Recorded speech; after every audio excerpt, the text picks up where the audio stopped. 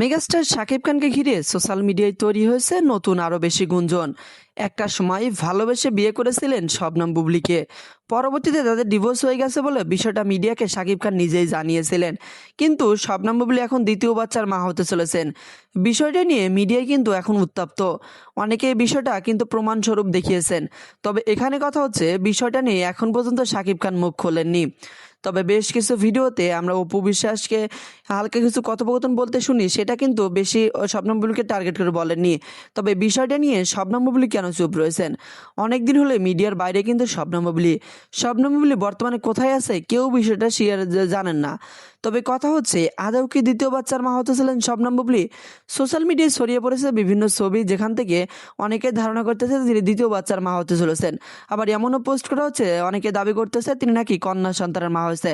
তবে বিষয়টা নিয়ে এখন পর্যন্ত কোনো সঠিক তথ্য সোশ্যাল মিডিয়া দৌলতে পাওয়া যায়নি। তবে মেগাস্টার শাকিব খানকে ঘিরে যে মিডিয়া জগৎ একটু গরম, তা তার দুই স্ত্রীর বিভিন্ন কথোপকথন শুনলেই বোঝা যায়। অপু বিশ্বাসের আরও কিছু কথোপকথন সোশ্যাল মিডিয়ায় ছড়িয়ে ছিটিয়ে পড়েছে, যেটা নিয়ে আলোচনাটা আরও একটু বেশি হচ্ছে। তো চলুন আমরা অপু বিশ্বাসের মুখ থেকে সেই কথোপকথনগুলো একটু মনোযোগ দিয়ে শুনে আসি। শোনার পরে আপনি আপনার গুরুত্বপূর্ণ মন্তব্য আমাদের ভিডিওর কমেন্ট বক্সে জানাতে ভুলবেন না। আমার স্বামী শাকিব খানকে ঘিরে তার কেরিয়ার, তার চাওয়া পাওয়া, কারণ প্রত্যেকটা মেয়ে তাদের স্বামীর কথার বাইরে যায় না। আমিও তার ব্যতিক্রম কিছু করিনি। হয়তো আমি ব্যক্তি জীবনে একজন হয়তোবা নায়িকা, যেহেতু আমার সাথে সাকিবের যখন পরিচয় হয়েছে তখন একটি নায়িকার পরিচয়ের মধ্য দিয়ে পরিচয় হয়েছে। কিন্তু আমি সবসময় মনে করি স্বামী অলওয়েজ সে স্বামী, তার স্থান সবসময় উপরে। তার জন্য তার চাওয়া পাওয়া এবং তার যে কথাগুলো সবসময় পালন করার চেষ্টা করতাম। তবে এইটাই প্রথম নয়, ইতিপূর্বে আমরা শাকিব খানের এবং অপু বিশ্বাসের বিভিন্ন কথোপকথন সোশ্যাল মিডিয়া জগতে জানতে পেরেছিলাম। অপু বিশ্বাস এবং শাকিব খানের সম্পর্কে আমরা প্রত্যেকে জানি, ভালোবেসে বিয়ে, তারপরে সন্তান, তারপরে সব কিছুই আবার আলাদা হয়ে গেছে দুজন। তবে বিষয়গুলো নিয়ে আরও কিছু কথোপকথন বলেছেন অপু বিশ্বাস। চলুন তার মুখ থেকে আমরা বিষয়টি আরও ভালোভাবে শুনি। কতটুকু পেরেছি বা পাচ্ছি এখন, বাট চেষ্টা করতাম যে ও কি চায় বা ওর ভালোটা কি, কিসে হয়, সেটা খুব করতাম। যেমন এমনও দিন গেছে যে আমাদের তো খুব নতুন ভাবে বিয়ে হয়েছে, আজও অব্দি কিন্তু আমাদের লাইফে হানিমুনটা হয় নাই। অথচ আমাদের বিয়ের বছর পার হয়ে আজকে একটি বাচ্চার মা আমি।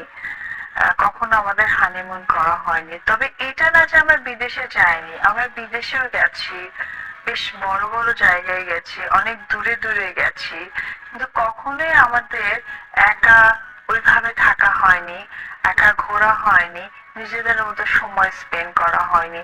এইটুকু স্যাক্রিফাইসও করেছি আমি আমার স্বামীর জন্যই। আর একটি কথা বলবো যে অবশ্যই দর্শকদের জন্য, কারণ আমরা যেহেতু শুরুতেই বিয়ে করে ফেলেছি, আর আমরা দুজনে রোমান্টিক হিরো হিরোইন, এবং আমাদের প্রতি দর্শকদেরও একটি আস্থা আছে। আমরা এটাও চাইনি যে দর্শকরা একটুতেই কষ্ট পেয়ে যাক যে তারা কেন এই মুহূর্তে বিয়ে করে ফেললেন। আমার ছেলেকে একটি কথাই শুধু বোঝাবো এবং শেখাবো যে মানুষের জীবনে ভালোবাসা আসে, সেটাই মানুষ। যার জীবনে ভালোবাসা নাই সে কখনোই মানুষ না।